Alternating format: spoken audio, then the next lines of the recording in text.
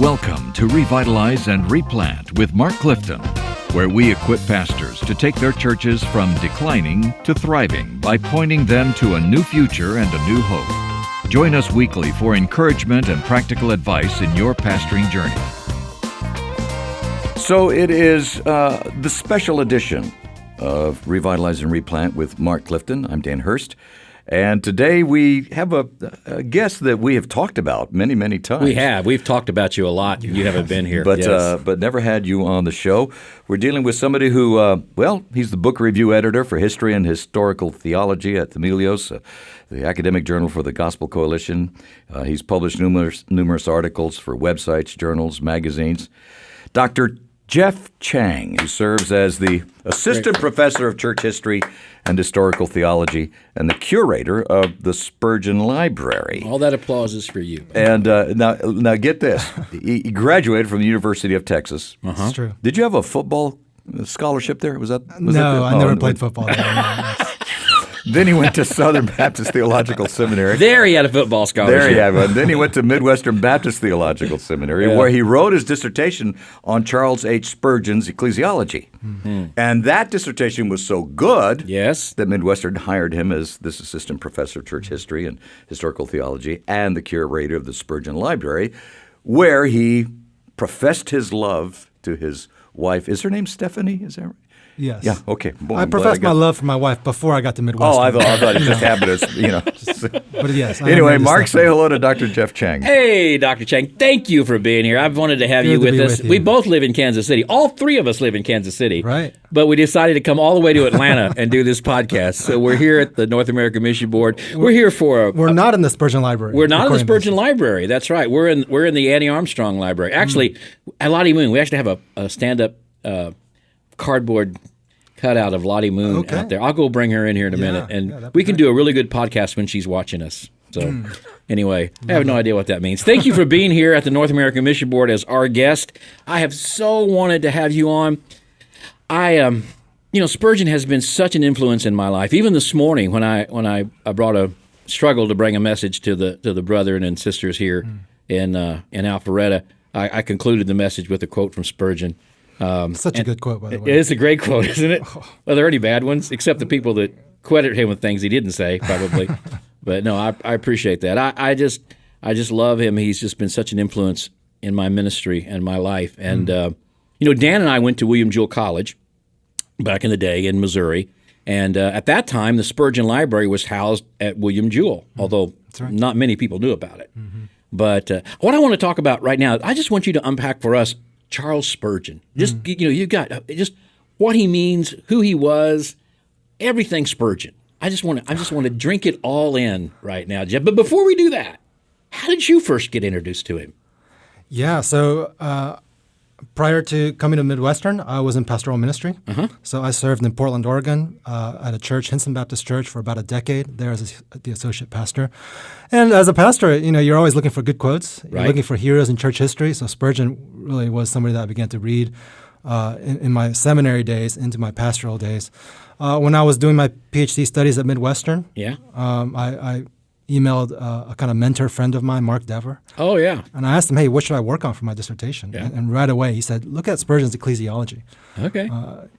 Mark himself is a big fan of Spurgeon. He actually helped introduce me to Spurgeon because he, on Wednesday night, during the Wednesday night Bible studies, he would just read from the 4-volume autobiography. And how much fun was that? Yeah. Anyway, so I began to really work in earnest on Spurgeon around 2016 as I began to do my doctoral studies there at Midwestern. And what a perfect place to study Spurgeon, with the Spurgeon Library right there. Yes. And as I looked at Spurgeon, I thought, his ecclesiology, and not just his ecclesiology, but his approach to pastoral ministry. What was Spurgeon like as a pastor? Yeah. That's what I was curious about. We hear so much about his huge preaching, his publishing, the controversies, all the charitable ministries that he was engaged in, the pastor's college.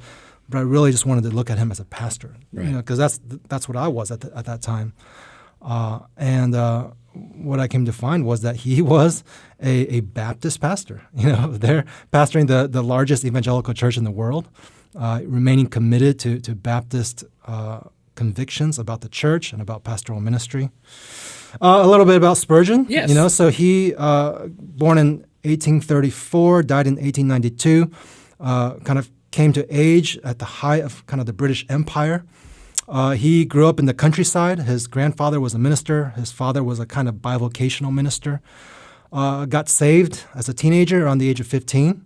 And right away, after his conversion, he was on fire. He was committed to preaching. I think we're going to do 2 podcasts. So you guys who are listening, we're going to do this one on the background of Spurgeon. Then we're going to do another one on Spurgeon as a pastor and as a revitalizing pastor. All right. So let's back up for a minute. All right. Okay. So did he or did he not go into a bar when he was 6 years old and tell a guy that he was disappointing his grandfather, who is the pastor, and he needs to come out of that bar and quit drinking? Is that true? Yeah, well, it's recorded in his autobiography. That's right. I think that was you see his passion for church discipline even at a young age, and supposedly this man reformed his life after he was confronted by 6-year-old Spurgeon. See, there you go. There you go. Yeah, there are a lot of things attributed to Spurgeon that aren't Spurgeon. That's true. I'm just going to call him out right now. Tony Mattia in Wamego, Kansas. He calls himself the Spurgeon of the Plains, I've heard by the way. And he was into Spurgeon before anybody else was. I mean, he's just loved him his whole life. And so he got this brand new church sign, this huge. Like it was the biggest church sign in the county. So he's real proud of it. And it had the changeable marquee. So I'm driving up there. It's in Wamego, Kansas, and I'm driving up there one day, and the church sign says, it says. The truth is putting on its boots as a lie travels around the world. Charles Spurgeon. So I pulled in the parking lot. I said, Mattia, that's Mark Twain. Everybody knows. Google it. It's Mark Twain. No, that's Charles Spurgeon. I said, no, it's Mark Twain. So he goes, well, I'm going to leave it up to Spurgeon anyway. So a lot of things people say Spurgeon said, he didn't say. And a lot of stories about him are probably apocryphal or whatever. But the one about him being 6 years old and going in and pulling a guy out of a bar. Now, how was he converted? Yeah, so he felt the conviction of sin from an early age. He grew up in a Christian home. He grew up going to church, hearing a lot of preaching about the Bible. He would have said that he didn't hear the gospel very clearly. Really? In a lot of those early years. He heard a lot of preaching about what a Christian should do, but not how you become a Christian. He read a lot of Puritan theology, which gave him a good, solid theological foundation. But it also turned him more into introspection, thinking about his sin, considering the weight of his sin. So as a young teenager, he was plagued by these doubts, these questions. Didn't really know the way of salvation. One winter, he was back in his hometown of Colchester. There was a plague in Newmarket where he went to school, so he had to go back home. And he decided that winter to visit every chapel in town. Oh, is that right? And perhaps somebody will tell him the way of salvation. Okay. And so one Sunday morning, January 6, 1850, he's walking to another chapel, but then this strange snowstorm kind of blows in. He's forced to take shelter down an alleyway. He finds a primitive Methodist church there on Artillery Street. And he shows up there kind of soaking wet, and the regular preacher couldn't make it. And so some unknown deacon takes the pulpit and preaches a very simple message from the book of Isaiah. Look unto me and be saved, all ye ends of the earth. And as Spurgeon sat there listening to this preacher, the preacher even calls him out, for young man, you look miserable, and you will continue to be miserable until you look to Christ. And yet, for Spurgeon, something about what he was saying finally made sense. He had been waiting so long to do something for Christ, but now he was being called simply to look to Christ. And then he said at that moment the clouds parted, the sun broke through, and he was converted. I love that story because there have been so many Sunday mornings after a snowstorm, you show up at church, nobody's there, right? I mean, just a handful of people. Right. But you preach the gospel. Right. You never know what God may do in a moment like that. That's awesome. Yeah. So it's just a deacon at a primitive Methodist church. That's right. I'm going to go out on a line here because I don't know exactly the answer to this. I'm thinking primitive Methodists were actually Calvinistic, weren't they? No, they were not. They weren't. Weren't there some Methodists that were Calvinistic initially, early on? Well, they tend to be. Those were the Calvinistic Methodists, mostly in Wales, but some smaller parts. I knew of there were some Calvinistic Methodists. No, they tended to be Arminian. Spurgeon would go back the following Sunday, and thinking like, okay, I got saved here. Right. This is where I should go to church. Right. And the preacher would preach on Romans 7 and basically say, no, Paul here is not talking about the Christian experience. We understand that he began to teach a kind of perfectionism, a Wesleyan perfectionism. Okay. And so Spurgeon right away knew, okay, this is not the church for me. Okay, all right. Well, I appreciate that. But I knew there was some Calvinistic Methodists somewhere. Yes. I read about those, but I didn't know. Okay, well, excellent. Oh, are you all with us still? Dan, are you awake? This is like a conversation between two Spurgeon fans kind of geeking out on Spurgeon. We get a little deep here. But it's fun. I like that. But I do too. And by the way, oftentimes I do carry with me in my Bible, I didn't use it today, but I often carry with me a blue polka dot handkerchief. I do. Yeah, I know that reference. and there are times that I have, I don't really wave it around like Spurgeon did, but it just reminds me that he would wave that blue polka dot handkerchief and that kind of thing. That. So anyway, he did that. Okay, so talk to me now. That was his conversion, and then his first church was where? How did he get to his first church? Yeah, so after his conversion, like I said, he's baptized upon his profession of faith as a believer, and right away he begins to just get as busy as he can in his local church. Right there in Newmarket. Later that summer of 1850, he moves to Cambridge. Joins St. Andrew's Baptist Church. He's teaching Sunday school, and one of the men there noticed this young zealous Christian, and he recruits him to join his lay preaching society. Ah, cool. So there, as a 16-year-old, he begins to preach, which is very unusual in the 19th century. 16-year-old preacher. Oh yeah. And yet he's a good preacher. He's something of a phenom, and he's going around the villages surrounding Cambridge, leading services, preaching sermons. In fact, one of the projects that we've done at the Spurgeon Library is this thing called the Lost Sermons of C.H. Spurgeon. Okay. And that's what these are. We, for the very first time, published the sermon notes that he was using as he was preaching as a 16-year-old, 17-year-old, 18, 19-year-old. Really? Yeah. How many volumes is that? So we have 7 volumes total. Really? But they come from 9 notebooks of sermons. So close to 400 sermons. How did you acquire those notebooks? Those notebooks were sitting in the archives at the Spurgeon's College, UK. And they were found by our previous curator, Christian George. And then so he set about the work of printing them. When Spurgeon first got to London at New Park Street, he intended to publish these notebooks, but he just got too busy. So we'll put a link in the show notes, and you can buy those now, right? You can, yeah. The whole thing is finished. That is awesome. Yeah. What a great So thing. he's preaching, and eventually he ends up preaching in this little village called Water Beach, and they're so taken with this 17-year-old that they call him to be their pastor. So right? From 17 to 19, he is a bivocational pastor. He's tutoring in the mornings there in Cambridge, and in the evenings and on weekends he's pastoring this church in Water Beach. And baptized in the River Lark. Right? Yeah. At the age of 15, after he's converted, he was baptized. I just say in the that Lark. Tony Mattia, my friend, who He has water from the River Lark? he gave me a bottle of it. So I have a bottle of water from the River Lark, and I may or may not put a drop of that in the baptistry. No, come on. When I baptize. No, I do. I have a bottle of water from the River Lark. That's like, well, we have a large bottle of it at the Spurgeon Library, and it is accumulating some growth. And mine is it's a little strange. Mine looks pretty odd in there. And you also, the Spurgeon Library, we'll talk about the library in a minute, but you mentioned his conversion. And you have a bench from that church? We've got pews from that Artillery Street Primitive Methodist Church. How did you get those pews? Did they know you took them or what? They were very kind. Late at night with a truck, huh? No, tell me about that. The church is still ongoing. It's an evangelical church these days. Really? And their pews are now up in the attic. And so when we visited, we got to explore a little bit, and we were like, hey, these are the original pews. Yeah. Can we take one? And they were very kind. So at the Spurgeon Library, you have one of the pews that was there when he was converted. It could be very well the pew that he was sitting on, I like to say. Yeah, that's pretty cool. All right, so Park Street, right? He went to Park Street. So Water Beach, then eventually word gets out of this phenomenal country preacher, so much so that New Park Street in London, a historic Baptist church, they invite him to come and do pulpit supply. He shows up December 1853, preaches there for the very first time. And right away, people are struck. Like, this is not preaching we've heard before. It's doctrinal, and yet very warm and full of the gospel, full of affection for Christ. And they quickly invite him back, and by the next spring, they've called him to be their pastor. Where do you think that preaching came from? I mean, was he shaped by somebody else, or is this completely new? I mean, as you think about the Puritans he was reading, the other preachers of the day, I mean, he was truly unique, correct? Yeah, that's right. You see the influence on his preaching in the Lost Sermons. So, he shows up in London. He's 19 years old.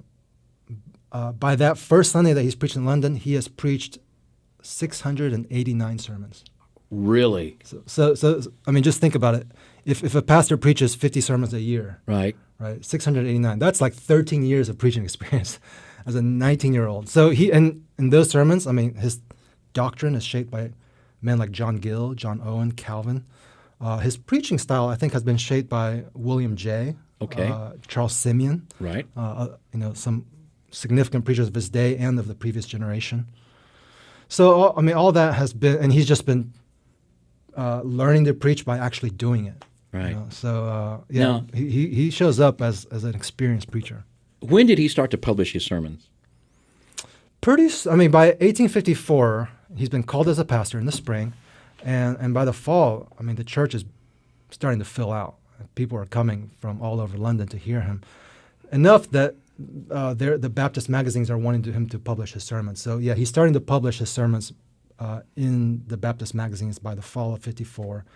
And then by January 55, he's beginning to publish his own sermons with Passmore in Alabama. I gotcha. Yeah. So you showed me one day when I was at the library, you showed me some of his notes. He would go into the pulpit with not a manuscript. That's right. What would he go into the pulpit with? Yeah, so you have about a half sheet of paper, a somewhat detailed outline, but it's still just an outline. And yet behind each sentence, each line in that outline, there will be mountains of thought that you bring into the sermons. I know. Just today, as I said, I quoted Spurgeon at the conclusion of a message that I preached this morning here in Alpharetta, just 2 or 3 paragraphs. Mm-hmm. Every word was important. Mm-hmm. Every sentence carried huge weight. Yeah. And to think you could just do that without having that written out, just extemporaneously. Yeah. Just beautiful poetry. That's right. Amazing, powerful gospel communication, and a great use of the language. Yeah. Tremendous. Yeah, and so he went to the pulpit people think because his sermons are written out that he went to the pulpit with them all completely written out. Mm-hmm. So how did they get written if he didn't write them out when he preached? Yeah, so he would have men in the congregation, stenographers, who would take down his sermons, longhand as he's preaching. And he would receive these 50-page manuscripts, during the week, and he would edit them and then send them to press. Okay, well that's a little simple. I for my 50th birthday, my wife gave me some of his notes, obviously you can see it's in a different color ink. That's right. And he edits it, and it's his handwriting and that kind of thing. So you okay over there, Hurst? Well, Hurst, I'm dying here. You're dying. You're coughing. Yeah. It's fun to watch you try not to cough. We can't afford a cough button on our podcast. No. It costs more, so we go without them. So I'm sorry, but we're raw. Are you doing well? I am. I'm doing all right. That's good. Well, Spurgeon was often ill, right? He was. So talk to me about that, what he struggled with. Yeah. He was not an athletic man. He had a larger build. I can't imagine. Can you, Hurst? I identify with him. Are you talking? So, he struggled with all kinds various ailments, kidney issues. He dealt with gout, later on in life. He was also just under a tremendous amount of stress, and pressure. And so he was often discouraged under the weight of ministry. These days people might, even as they read his writings, they might wonder if he was clinically depressed. Right. Yeah, so there was one episode, particularly 1856, the Surrey Gardens Music Hall disaster. Yeah. Oh, yeah, terrible. Sunny evening, wasn't it? Yeah. So where he was preaching before a crowd of 10,000, and some troublemakers yelled fire, causing a stampede. 7 people died. Yeah. And the trauma of having led through that stayed with him for the rest of his life. Right. There would be times where the memories of that would come back. So, both sort of emotionally and physically, Spurgeon struggled. And I think oftentimes those two things are connected.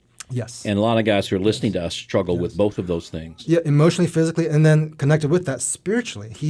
In the midst of that discouragement, God would feel distant. And he talks about that.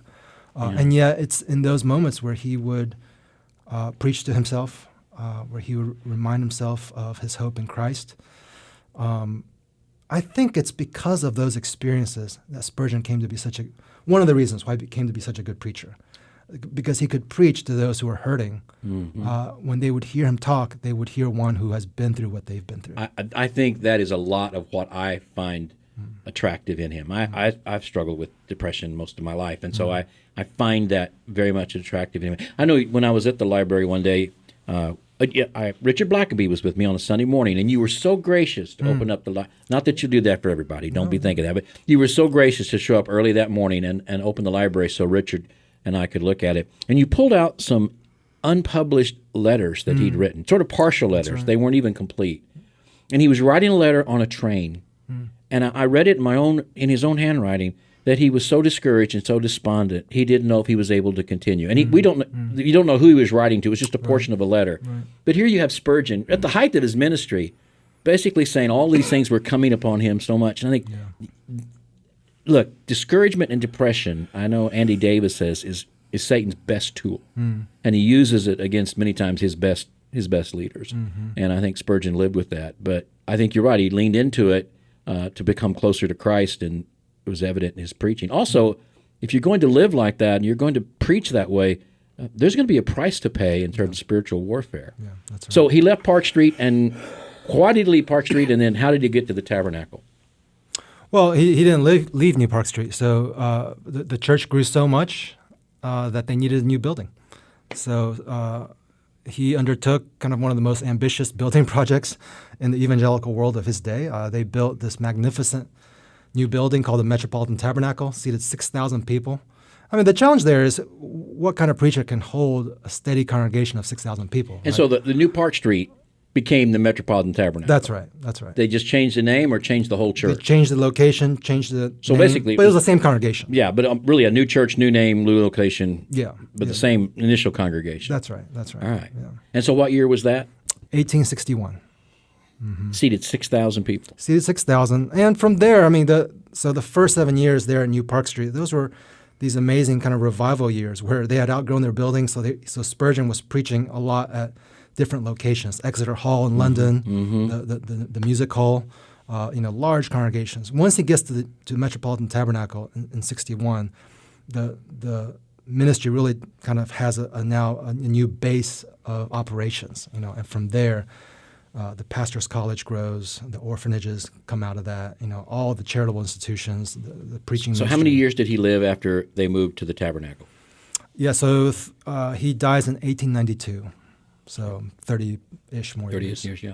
All right. Well, that's part one. So you got to wait for part two, and we're going to talk about Spurgeon as a church revitalizer, replanter, because in a sense he didn't replant the church, but he moved it, changed its name, and brought it back. And we'll talk a little bit about the history of even New Park Street.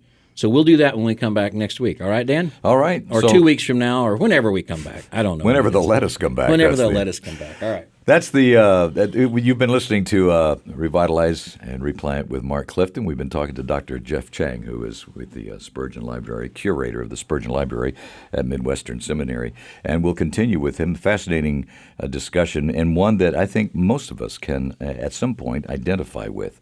I hope you'll plan on listening to that again. Please feel free to send us a note, let us know what you think. And if this has been a blessing to you, we want to know about that. If it hasn't, I guess we want to know about it. But keep it to yourself. Okay. But thank you to the North American Mission Board. They've made their podcast studio available to us, and we're grateful for their support for that. And thank you for listening. We'll see you next time. Thanks for joining us today on Revitalize and Replant. This podcast is brought to you by the North American Mission Board, where we help dying or struggling churches regain health for the glory of God and the good of their communities. If you found this conversation helpful, don't forget to subscribe to the podcast on your favorite platform. To learn more about becoming a replanting pastor or to explore resources about revitalization for your own church, visit churchreplanters.com.